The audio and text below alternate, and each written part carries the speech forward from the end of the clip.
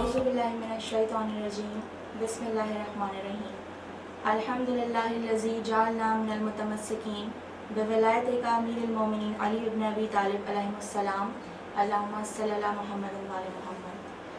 आइन TV Canada के तमाम देखने और सुनने वालों को बनीन फ़ातिमा और प्रोग्राम कलाम इमाम और हम की पूरी टीम की तरफ से अस्सलाम वालेकुम। नाज़रीन कराम, आज हमारा खुसूसी प्रोग्राम है और आज हमने इस खुसूसी प्रोग्राम के लिए दावत दी है ज़ाकिरा सैयदा असगर साहिबा ज़ैदी को। और आप मजहबी स्कॉलर और इसके साथ साथ एडवोकेट भी हैं माशाल्लाह से। हम बहुत शुक्रगुज़ार हैं कि आपने अपने बिज़ी शेड्यूल में से हमारे लिए वक्त निकाला और हमें वक्त दिया। हम दुआ गो हैं कि खुदा मुताल आपके इल्म में मज़ीद इजाफ़ा करे और इसी तरीके से आपके अल्फाजों में तासीर पैदा करे, इलाही आमीन। तो आइए चलते हैं नाज़रीन कराम अपने प्रोग्राम की तरफ। और आज हमने मौला की मकतूब चुना है जिसका नंबर है 45। मौला अपने सहाबी उस्मान बिन हुनैफ को नसीहत कर रहे हैं और तंबीह दे रहे हैं कि ए हुनैफ, तुम वाली बसरा हो, तुम्हें जब लोगों ने खाने पे बुलाया तो तुम लपक कर उनकी तरफ पहुंच गए कि वहाँ उम्दा खाने तुम्हारे लिए चुन चुन के रखे गए थे। तो अब ज़ाकिरा, मेरा सवाल ये पैदा होता है कि हुक्मरानों को क्या ये ज़ेब देता है कि उनकी रियाया परेशान है और मुश्किलों में घिरी हुई है, और जो वाली है, जो उनका अहदेदारान है, वो एकदम से अगर कोई उसको दावत दे तो वो लपक के पहुँच जाए। जैसे कि मौला ने उनको नसीहत करी कि अगर आपको लोगों ने खाने में बुलाया तो आप फ़ौरन उनकी तरफ चले गए, जबकि आपकी रियाया वहाँ पे कोई भूखा नहीं था। मतलब वहाँ पे कोई ऐसा भूखा नहीं था कि जिसको खाने की ज़रूरत थी, वैसे तो सब खाने मौजूद थे। तो क्या आज के इस ज़माने के या आज के हुक्मरान को ये ज़ेब देता है कि वो अपनी रियाया को परेशान छोड़कर इस तरीके से खाने पे दावत पे चले जाएं? औज़ुबिल्लाहिमिनश्शैतानिर्रजीम बिस्मिल्लाहिर्रहमानिर्रहीम। सबसे पहले तो मैं आपकी और आपकी पूरी टीम की तहे दिल से मशकूर हूँ कि आपने हमें मदद किया और हमारे जो कुछ हमने इल्म हासिल किया है। मैं एक अदना से तालिब इल्म हूँ, मगर ये मौला का कलाम ये बेमिसाल कलाम है। सबसे पहले तो ये नहजुल बलागा ये ऐसा कलाम है कि हम एक अंग्रेज़ को कहना पड़ा कि जब उसने रिसर्च की और इस किताब का मुताला किया तो उसे कहना पड़ा कि मैं नहीं जानता कि ये शख्सियत कौन है, मगर इतना ज़रूर कहूँगा कि ये जो भी है या तो कायनात इनके सामने बनी है या कायनात इन्होंने बनाई है। और लिहाजा हिक्मरान को कैसा होना चाहिए, इसी नहजुल बलागा में मौलाए कायनात ने 57 में ख़त लिखा था मालिक अश्तर को, जब उन्हें मिस्र का वाली बनाया था। उसमें मौला ने सुनहरी उसूल बता दिए। क्या कहा था कि देखो मालिक, मैंने तुम्हें मिस्र का वाली बनाकर भेज रहा हूँ, मगर देखो तुम वाली बनकर जा रहे हो, तुम्हारे सामने दो तरह के लोग होंगे। एक तो तुम्हारे ईमानी भाई होंगे, अगर वो तुम्हारे ईमानी भाई ना भी हो, है तो बशर तुम्हारे जैसे, वो अल्लाह की मखलूक होंगे, लिहाजा उनसे हुस्न सुलूक से पेश आना, पहला उसूल बताया। फिर कहा कि देखो मालिक, कि तुम जब भी अपनी रियाया से मिलो तो तुम अपने लहजे में नरमी रखना, तुम उनके साथ हुस्न सुलूक से पेश आना। अगर उनसे कोई ख़ता भी हो जाए, गलती भी हो जाए तो दरगुजर से काम लेना, माफ़ कर देना। फिर कहा मौला ने कि देखो, अगर तुम्हारे सामने किसी मुजरिम को भी लाया जाए तो तुम अदल करने में उजलत ना करना, उसे पहले सफाई का पूरा मौका देना। कितना बेहतरीन उसूल बताया है, हिक्मरानी सिखा रहे हैं मौला, कितनी वाज़ेह अल्फाज में मैसेज दे रहे हैं क़यामत तक के लोगों को। फिर कह रहे हैं कि देखो मालिक, कि तुम्हारे सामने जब भी लोगों के साथ तुम मिलो तो तुम अपने आप को अपने उनसे बरतर ना समझना, उनको हकीर समझना, अपने आप को उनके आगे, उनके दरमियान ऐसे बैठना कि उनसे तुम्हें बात करने में कोई खौफ ना हो, बिला झिझक तुमसे वो अपना मसला बयान कर सके, तुमसे तरीके से बात कर सके, अपना मद्दुआ सही तरह से तुम पर वाज़े कर सके, तुम उनसे प्यार और शफ़क़त से पेश आना। कितना बेहतरीन उसूल बता दिया। मगर हम देख रहे हैं कि जैसा कि इस मकतूब में 45 में मौला अभी हुनैफ को तंबीह कर रहे हैं, नसीहत कर रहे हैं कि देखो तुम्हारे दोस्तों ने तुम्हें मदऊ किया और तुम दुनिया की लज्जतों के पीछे दौड़े चले गए और तुम वहाँ शरीक हुए। तुमने ये नहीं सोचा कि तुम गरीबों का ख्याल नहीं किया, तुमने ये नहीं किया, जबकि मौला की हुकूमत में ये वाज़ेह है कि कोई भूखा नहीं सोता। जबकि मौलाए कायनात ने भी इरशाद फरमा दिया है کہ تمہارا امام تو ایسا ہے کہ جس نے 2 روٹیوں پر اور فقط 2 چادروں پر قناعت کر لی ہے، تو کی تم آج کیا کر رہے ہو؟ آج کیا کر رہے ہو کہ مولا کون ہے؟ مولا کائنات کہ جن کی ٹھوکر میں 2 جہاں ہو. ایک تو یہ نا کہ ہمارے پاس کچھ نہیں ہے، ہم بے بس ہیں، تو سمجھ میں آتا ہے کہ چلو بھائی ہے ہی نہیں کچھ، تو اللہ پر ہم بھروسہ کریں اور ان پر قناعت کر لیں. مولا کے آگے تو سب کچھ تھا، دونوں جہاں تھا، اس کے باوجود مولا نے 2 روٹیوں پر قناعت کی اور فقط 2 چادروں پہ قناعت کی ہے.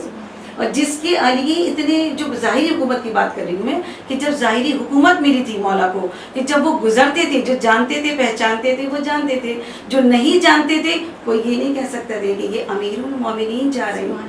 کتنی واقعات موجود ہیں. تو حنیف کو نصیحت کی کہ تم دوڑ پڑے، اور تم دنیا کی لذتوں کے پیچھے جا رہے. مولا سمجھانا کیا چاہ رہے؟ مولا یہ سمجھانا چاہ رہے ہیں کہ دیکھو یہ دنیا فانی ہے، یہ دنیا ختم ہو جائے گی. یہ جو لذتیں ہیں یہ چند لمحوں کی ہے، مگر تمہارے شکم میں جو غذا جانی چاہیے پہلے اس کا تھوڑا خیال کرو. یہ جو نوالا تم چبا رہے ہو پہلے تم دیکھو، اگر تم اس میں مشکوک ہو تو اس نوالے کو چھوڑ دو. اگر تمہیں یقین ہو کہ یہ لقمہ، یہ غذا تمہارے لیے پاکیزہ ہے، اس غذا کو تم تناول کرو. اور ہم دیکھتے ہیں کہ عصر عاشور امام حسین نے جب آخری خطبہ دیا تھا، اس میں مولا نے کیا کہا تھا کہ تم مجھے کیوں قتل کرنا چاہتے ہو؟ تم میرے خون کے کیوں پیاسے ہو؟ کیا میں نے دین میں کوئی تبدیلی لائی ہوں یا میں نے شریعت بدل دی؟ مگر میں جانتا ہوں کہ تم مجھے قتل کرو گے، میرے خون کے پیاسے ہو. کیوں؟ کیونکہ تمہارے شکم حرام سے پر ہے. تمہاری میری نصیحت تم تک نہیں پہنچے گی کیونکہ تمہارے شکم میں حرام موجود ہے. کیا سمجھا دیا؟ کہ حرام اور حلال، یہ جو لذت ہے، اس لذت کی خاطر تم حرام اور حلال میں تمیز ختم نہ کر دینا. ایسا نہ ہو کہ فقط تمہارا ایک لقمہ لذت کی خاطر تمہارے قلب کو مردہ کر دے، تمہارے شکم کو حرام سے پر کر دے اور تمہاری روح کو بیمار کر دے. بہت اچھے طریقے سے آپ نے سمجھایا. اب دوسرا سوال یہ آتا ہے کہ امام یہ فرماتے ہیں کہ قناعت سے بڑھ کر کوئی سلطنت نہیں ہے اور خوش قلبی سے بڑھ کر کوئی عیش و آرام نہیں ہے. اب آج ہم دیکھ لیں، ہم اپنی ہی بات کر لیں، ہم قناعت سے گریز کرتے ہیں، ہم نہیں چاہتے کہ ہم اپنی خواہشات کو کنٹرول کریں، ہم قناعت نہیں کر پاتے. تو اس کے لیے ہمیں کیا کرنا چاہیے کہ ہم مولا کے اس فرمان کو سمجھیں اور عمل کرنے کی کوشش کریں؟ خواہر دیکھیے پھر وہی بات آ گئی کہ ہم جانتے بھی ہیں اور سمجھتے بھی ہیں، عمل کہاں ہے؟ عمل نہیں ہے ہمارے پاس. اس کی وجہ کیا ہے؟ کہ کیونکہ میرا قلب گناہوں سے آلودہ ہو چکا ہے. اس کی وجہ یہ کہ ہم جانتے ہیں کہ قناعت کتنی بڑی دولت کا نام ہے، کتنی بڑی سلطنت کا نام ہے. مگر قناعت کیا چیز ہے؟ کہ جو ہے اس پر شکر الحمدللہ کیا جائے. مگر آج ہم دیکھتے ہیں کہ ہر انسان مسائل کا شکار ہے، کسی نہ کسی مشکل میں گرفتار ہے. کیوں؟ کیونکہ لامتناہی سلسلہ ہے اس کے سامنے خواہشات کا. ایک پوری ہو گئی تو دوسری خواہش سامنے، دوسری پوری ہو گئی تو تیسری اس کے سامنے. وہ خواہشات کے پیچھے دوڑ رہا ہے کیونکہ وہ قناعت نہیں کرنا جانتا. وہ سوچتا ہے کہ یہ پوری ہو گئی تو اب میں کیوں نہ اس کی تقدس کروں. ہم دنیا کی مبتلا ہیں، حب دنیا کا شکار ہیں. ہم دنیا کو دیکھ رہے ہیں، آخرت کو ہم بھلا بیٹھے ہیں. جبکہ مولا کیا کہہ رہے ہیں کہ یہ دنیا جو ہے یہ تمہاری تربیت گاہ ہے، یہاں رہ کر تم آخرت کی تیاری کرو. مگر ہمیں آخرت کی فکر نہیں ہے. ہم اور آپ جنازوں میں جاتے ہیں، جنازے اٹھاتے ہیں، مگر کیا یہاں کے حالانکہ وہ جائے عبرت ہے، مگر ہم سوچتے ہیں صرف اسی کی موت تھی، اسی کو جانا تھا سو یہ چلا گیا. وہاں جا کے بھی آپ دیکھیں ہم کیا کر رہے ہوتے ہیں کہ دنیا میں مصروف ہوتے ہیں. ہم قناعت کیوں نہیں کر پاتے؟ کیونکہ ہمارا قلب مردہ ہے، ہماری روح بیمار ہے. ہم یہ نصیحت ہم سن تو رہے مگر ہم اسے سمجھ نہیں رہے. اگر ہم قناعت کر لیں تو اتنی لاکھوں مسائل سے ہم آزاد ہو جائیں گے. آج ہم دیکھیں اسٹیٹس کا شکار ہے. کیا کہ اب چھوٹے گھر سے بڑا گھر، بڑے گھر سے اور مزید اور گاڑیاں ہیں، اب ماڈل نیا چاہیے. موبائل فون کو لے لیں آپ، اب کتنی جدت آ گئی ہے بچوں کے ہاتھوں میں، مگر نیا ماڈل چاہیے. کیا؟ اور خواہشات کے پیچھے ہم بھاگتے چلے جا رہے ہیں. اس کی وجہ سے ہم قناعت پہ ہم شکر نہیں کر رہے ہیں. اور خوش اخلاقی یہ ایک ایسی چیز ہے، یہ ایسی دولت ہے، خدا ہم سب کو اس دولت سے مالا مال کرے. کہ رسول اکرم سے کسی نے سوال کیا تھا کہ یا رسول اللہ بتائیے کہ دین کا خلاصہ کیا ہے. تمام اصحاب کا مجمع تھا، مسجد نبوی تھی. رسول اکرم نے مسکرا کے کہا کہ خوش اخلاقی، حسن سلوک. وہی شخص پھر بائیں جانب سے آیا، پھر سوال کیا کہ یا رسول اللہ یہ بتائیے دین کا اصل مطلب کیا ہے. फिर रसूल ने वही जवाब दिया, हुस्ने सलूक और खुश इखलाकी। फिर वही शख्स पीछे से आया, सामने से आया, कई मरतबा उसने सिर्फ यही सवाल किया, दीन का मफहूम क्या है, दीन का मतलब क्या है। रसूल ने इसका एक ही जवाब दिया, खुश इखलाकी और हुस्ने सलूक। कहा या रसूल अल्लाह, मैंने आपसे इतने सवाल किए मगर आपने फ़कत जवाब एक ही दिया। कहा सुन, खुश इखलाकी और हुस्ने सलूक ऐसी चीज़ है, अगर तू इस पर गामजान हो जाए तो तेरी तमाम इबादतें कबूल हो जाएंगी, और अगर तू खुश इखलाक नहीं है तो फिर तेरी इबादतें सारी रायगा चली जाएंगी। नाज़रीन कराम, यहाँ एक छोटे से वक्फे का टाइम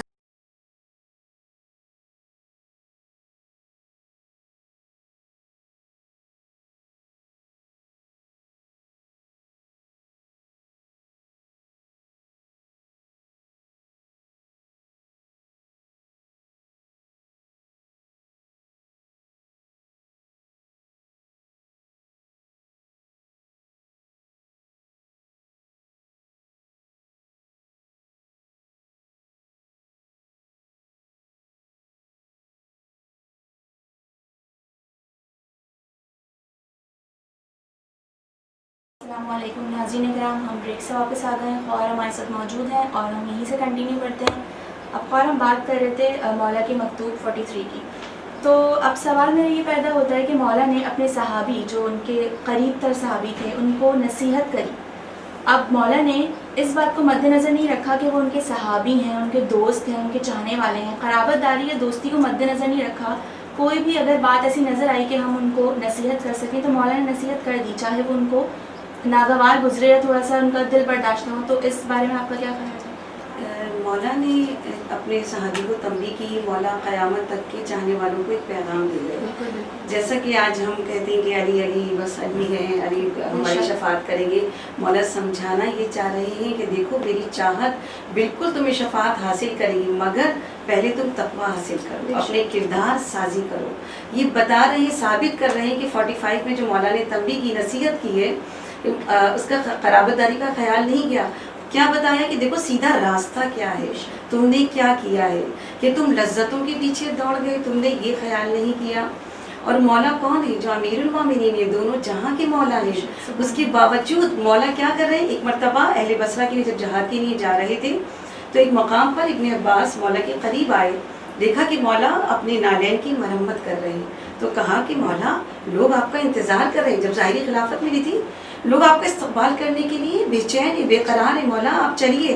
कहा इब्ने अब्बास, मौला ने कोई और जवाब नहीं दिया, फ़कत उठा के नज़रों को ये कहा कि इब्ने अब्बास, ये बताओ कि तुम्हारी निगाह में मेरी जूतियों की क्या कीमत है। एक मरतबा इब्ने अब्बास मौला की नालैन है, सर को झुका लिया, कहा मौला इस नालैन की कोई कीमत नहीं है। फिर मौला ने बर्जिस्ता जवाब दिया, ए इब्ने अब्बास सुनो, तुम्हारी हुकूमत से ज़्यादा मुझे ये जूतियाँ अजीज़ हैं।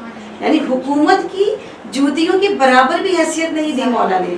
मौला ये बताना चाह रहे हैं कि मेरे क़राबतदार हों, मेरे सहाबी हों, जो मेरा चाहने वाला है वो है कि जो कुरान और अहले बैत को, जो सीरत मासूमीन पर अमल करे, वो हमारा चाहने वाला है, वो हमारा क़राबतदार है, वो हमारा सहाबी है। मौला को जो शहीद किया गया है, शहीद शहादत की वजह क्या है? मौला की अदल की शिद्दत अदल की वजह से मौला को शहीद किया गया, क्योंकि मौला ने ये नहीं देखा कि कौन है, मौला ने देखा कि ये कर क्या रहा है।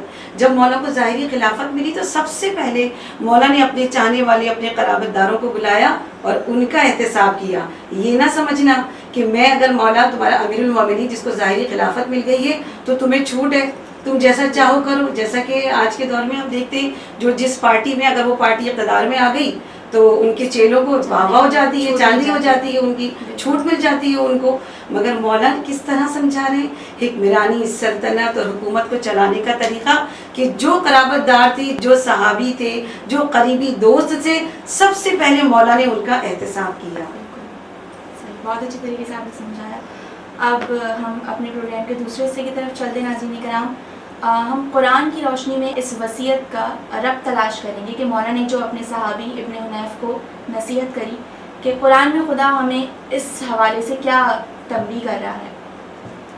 قرآن مجید دیکھیں، سب سے پہلے تو یہ دلیل ہے، رسول کی حدیث ہمارے سامنے ہے کہ حق علی کے ساتھ ہے اور علی حق کے ساتھ ہے. قرآن بھی حق ہے اور علی بھی حق ہے. مولا کا ہر عمل جو ہے وہ مشیت الہی ہے.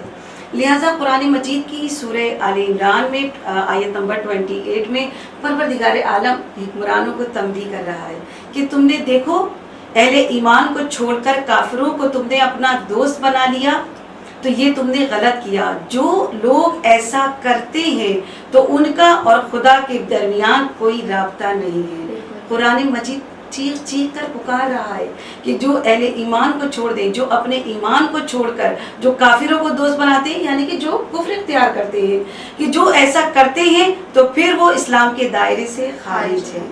خدا نے بیزاری کا اظہار کر دیا. بیزاری کا اظہار کر دیا.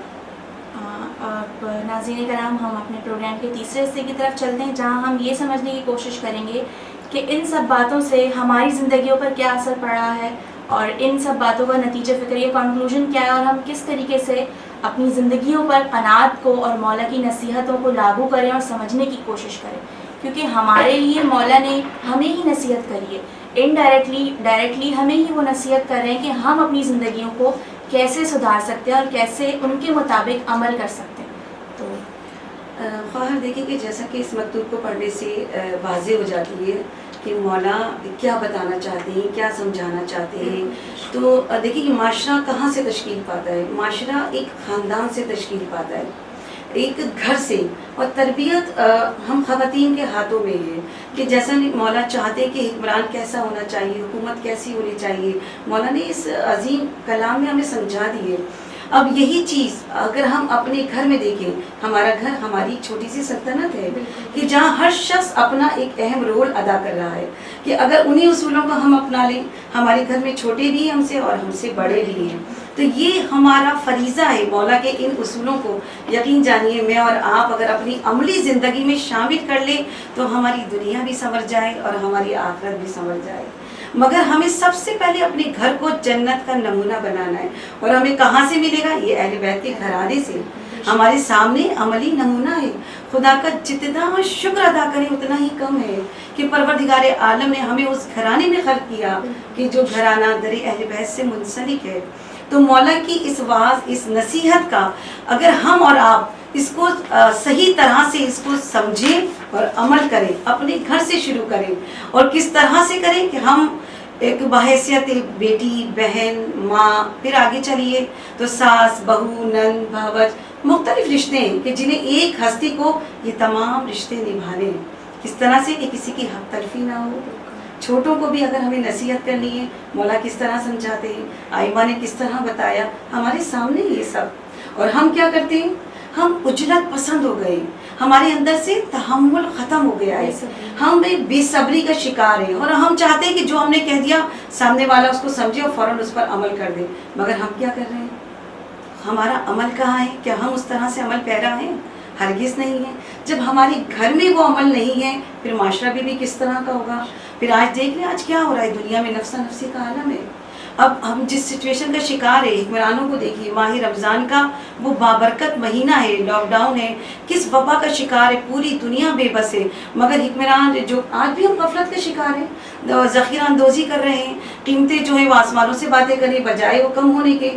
جو 50 روپے کی چیز ہے وہ 100 روپے میں مل رہی. وہ کیوں؟